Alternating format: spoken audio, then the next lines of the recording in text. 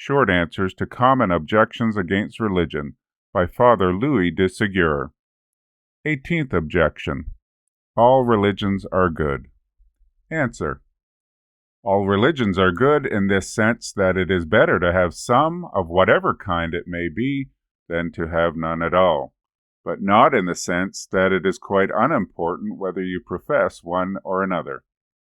You think, perhaps, provided a man is a worthy member of society, it signifies little whether he be heathen, Jew, Turk, Christian, Protestant, or Catholic, that all religious forms are human inventions, about which our good God must trouble himself very little.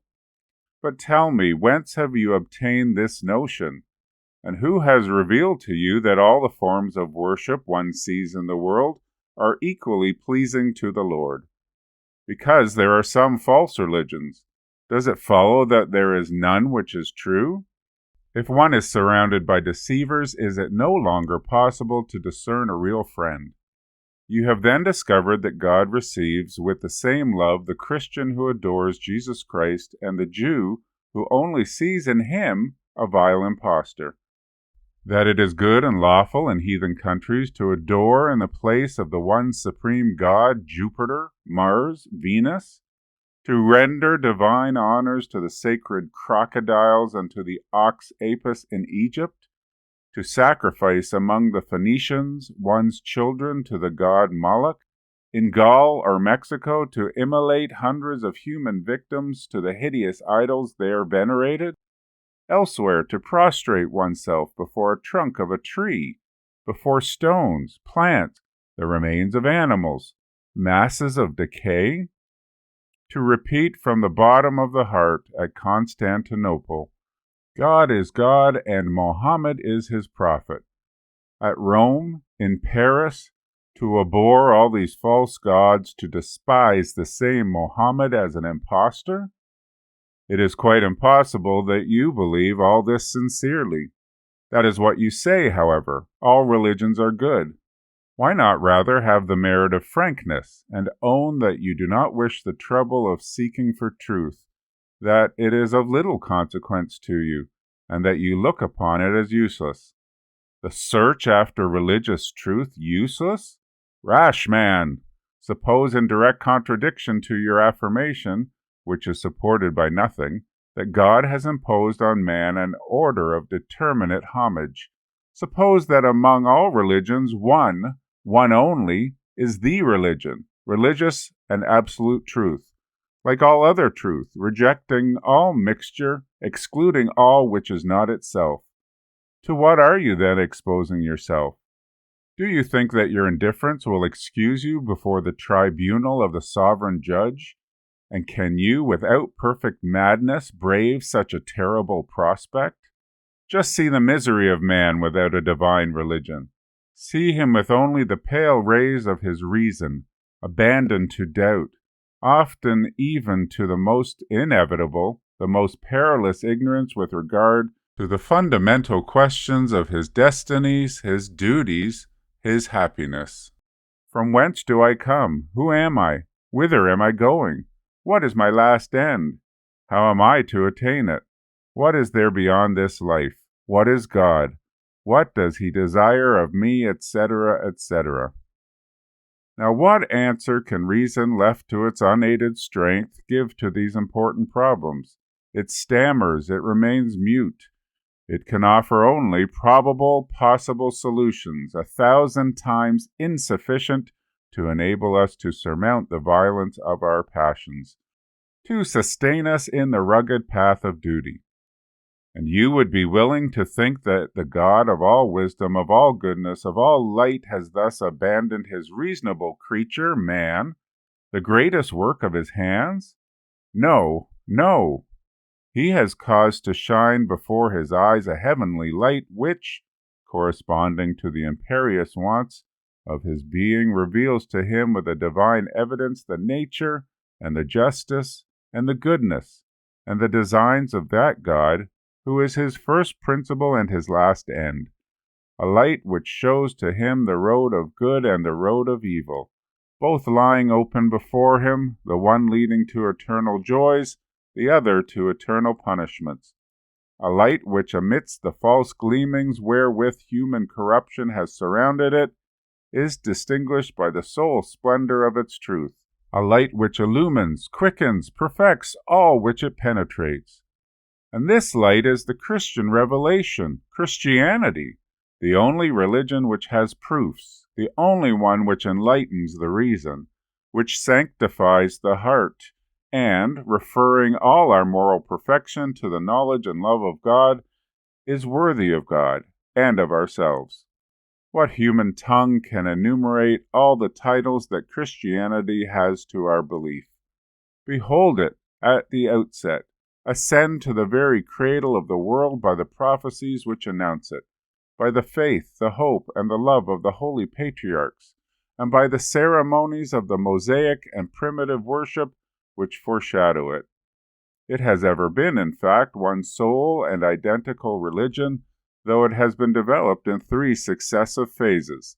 First, in the patriarchal religion, which lasted from Adam till the time of Moses. Second, in the Jewish religion, which Moses promulgated as sent from God, and which lasted till the advent of Jesus Christ. Third, in the Christian or Catholic religion, taught by Jesus Christ himself and preached by his apostles. It developed itself from its origin gradually and majestically, like all the works of God, like man who passes through the stages of childhood, of adolescence, before arriving at the perfection of his age, as the day passes through the stages of twilight and dawn before it shines in its midday splendor, as the flower which is first a mere germ, next a closed bud, before it discovers the beauty of its unfolded petals.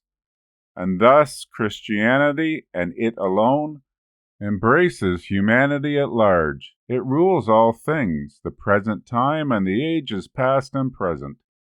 It sets out from eternity to return again to the bosom of eternity. It proceeds from God only to repose eternally in God.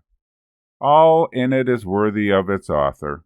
All in it is truth and sanctity, and those who study it discover in it a marvelous harmony, a beauty, a grandeur, an evidence of truth, and these ever increasing and growing in proportion as they examine its dogmas.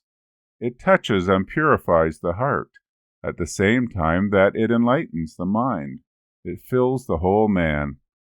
The sublime, superhuman, and incomparable character of Jesus Christ, its founder, the divine perfection of his life, the sanctity of his law, the practical sublimity of the doctrine which he taught, his language which is absurd if it is not divine, the number and evidence of his miracles, recognized even by his most violent enemies, the power of his cross, the events of his ineffable passion, all foretold beforehand, his glorious resurrection, announced at 14 different times by him to his disciples, and the unbelief even of his apostles, whom actual evidence compelled to believe in the truth of the resurrection of their Master.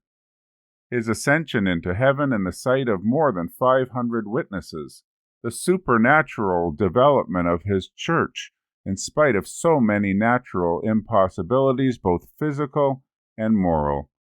The resplendent miracles which accompanied all over the earth the teachings of the apostles, ignorant and timid fishermen, changed suddenly into doctors and conquerors of the world. The superhuman strength of his 9 millions of martyrs, the genius of the fathers of the Church, crushing all errors by the mere exposition of the Christian faith, the holy lives of true Christians opposed to the corruption and natural weakness of men, the social transformation which Christianity has operated, and still in our day operates in all the countries where it penetrates. Finally, its duration, the immutability of its dogmas, of its constitution, of its Catholic hierarchy, its indissoluble unity in the midst of the empires which are crumbling away, of societies which are daily changing, all show us that the finger of God is here, and that it is not in the power of man to conceive, to create, or to preserve a similar work. There is then, you see, a true religion, one only, the Christian religion. It alone is religion, that is to say, the sacred tie which attaches us to God our Creator and Father. It is the only one which transmits to us true religious doctrine, that which God teaches us with regard to Himself, His nature and works, with regard to ourselves, our eternal destinies, our moral duties. All other pretended religions which teach what Christianity rejects, and reject what Christianity teaches, paganism, Judaism, Mohammedanism, whatsoever they may be called, are then false, and consequently bad. They are human inventions, while religion is a divine institution. They are only sacrilegious imitations of true religion, as false coin is the dishonest imitation of the genuine. Would it not be preposterous to say all pieces of money are good, without distinguishing the real from the counterfeit? It would be more preposterous still to repeat henceforth that phrase of which we have just been proving the folly. All religions are good. Either it is a piece of heinous impiety, or of prodigious absurdity, of impiety if said from indifference, of folly if from ignorance or heedlessness.